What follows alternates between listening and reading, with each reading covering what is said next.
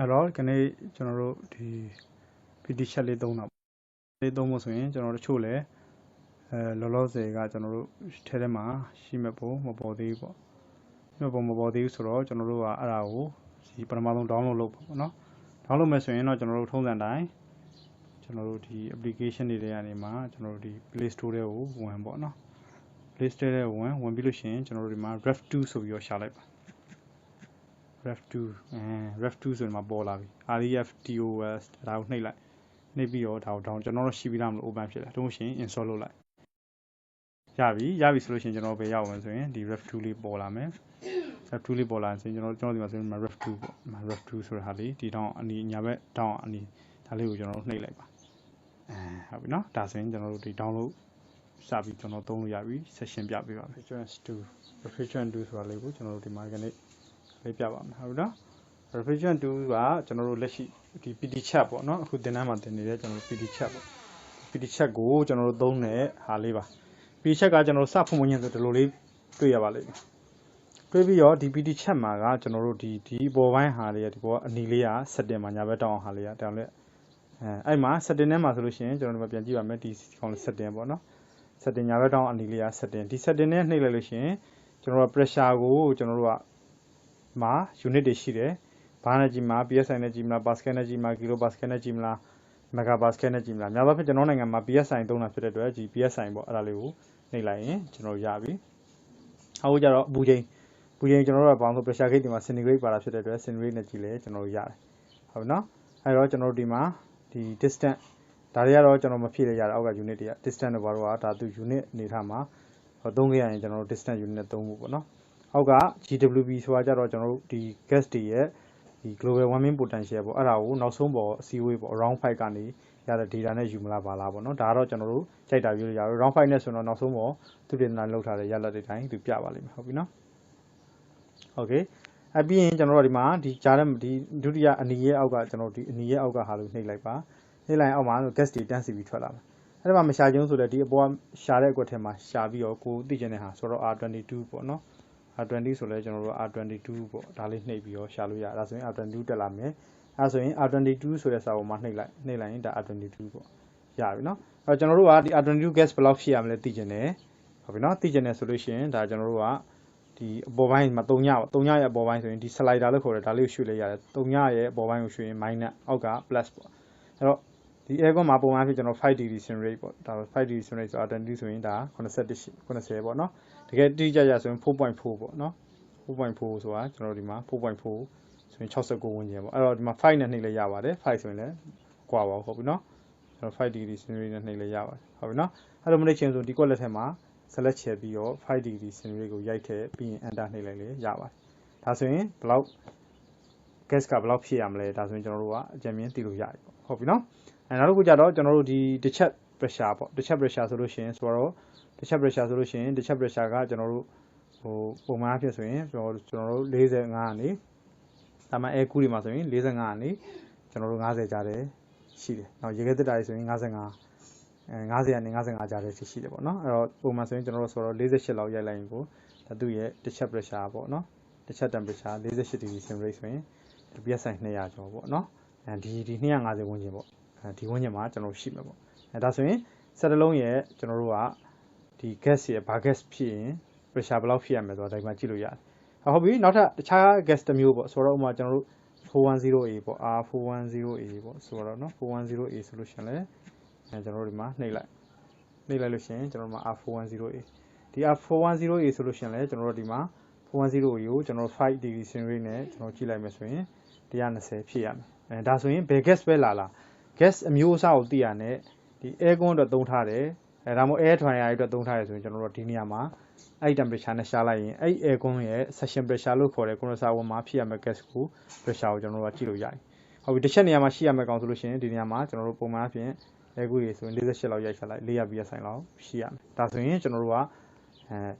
မှန်းလို့ရတယ်ဟုတ်ပြီနော်အောက်ကဒီအကွက်ကလေးကတော့ဒီမှာအောက်မှာရေးထားတယ်ဒါလည်းဆိုရင် safety group ဆိုတာ A1 လို့ရေးထားတယ်အဓိပ္ပာယ်ဘာလဲဆိုရင်ဒီကောင်က safety group မှာ A1 A2L ကျွန်တော်တို့ A2 A3 ဆိုပြီးရှိတယ်ဒီ A1 ဆိုတဲ့အဓိပ္ပာယ်ကဘာလဲဆိုလို့ရှိရင်ကျွန်တော်တို့ ဒီဟာနဲ့ပတ်သက်ပြီးတော့ကျွန်တော်တို့ပေါင်းဆိုမီးလောင်ပေါက်ကွဲမှုတွေမဖြစ်ဘူးပေါ့ကျွန်တော်တို့နော် flammability လို့ခေါ်တယ် A2L ဆိုနည်းနည်းလေးမီးလောင်နိုင်တယ်ပေါ့ A2 ဆိုလို့ရှိရင်နည်းနည်းလေးမီးလောင်မှုပိုပြင်းလာတယ် A3 ဆိုတော့မီးအလွယ်တကူလောင်နိုင်တယ်ဟုတ်ပြီနော်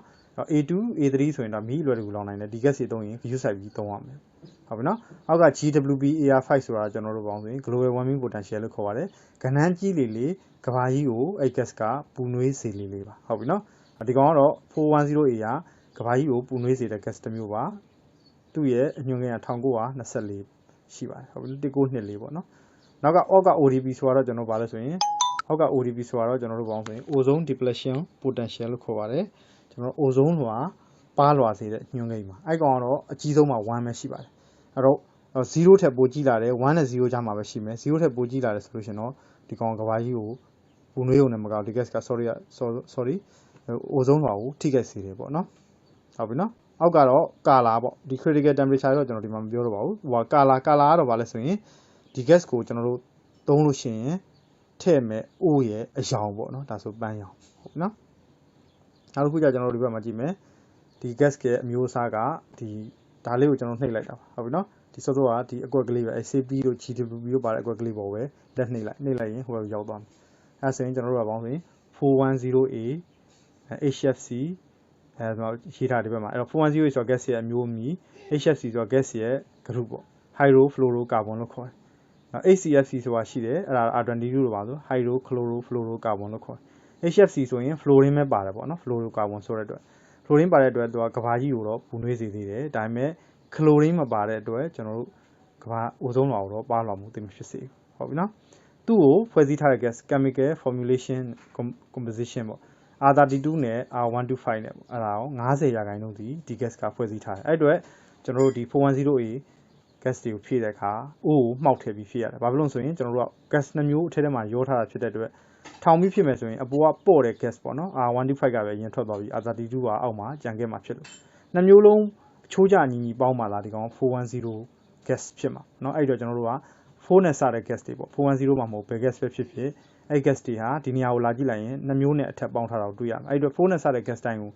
gas ဖြည့်တဲ့အခါ gas O ကိုကျွန်တော်တို့ပုံမှန်တိုင်းထောင်မထားဘဲနဲ့မှောက်ပြီးတော့ဇောက်ထိုးထားပြီးမှဖြည့်ရပါတယ်ဖြည့်တဲ့အခါမှာလည်းကျွန်တော်ဖြည့်ချင်းဖြည့်ရပါတယ်ဟုတ်ပြီเนาะဘောင်းဆိုရင်အိုးမှောက်လိုက်ပြီဆိုတာနဲ့ gas က high pressure liquid အနေနဲ့ကျွန်တော်တို့ဝင်လာဖြစ်တဲ့အတွက် compressor ကိုဒုက္ခပေးနိုင်တဲ့အတွက်ဖြည့်ချင်းပဲဖြည့်ရပါတယ်အောက်မှာတော့ကျွန်တော် wine ပေါ့ C ကတော့ POEC ပေါ့အဲ့တော့ gas ကိုသုံးပြီဆိုရင်ဒီ gas နဲ့ဘယ် C သုံးသလဲဆိုတာကိုကျွန်တော်တို့ကအရေးကြီးပါတယ်အဲ့အတွက်ဒီမှာသုံးတဲ့ C ပေါ့ဟိုကျွန်တော်တို့ပြောပြထားပါပြီဟုတ်ပြီเนาะနောက်တစ်ခုကကျတော့အောက်မှာတော့ကျွန်တော်တို့ဒီ boiling temperature တွေမပြောတော့ပါဘူးဒါတွေကတော့ကျွန်တော်တို့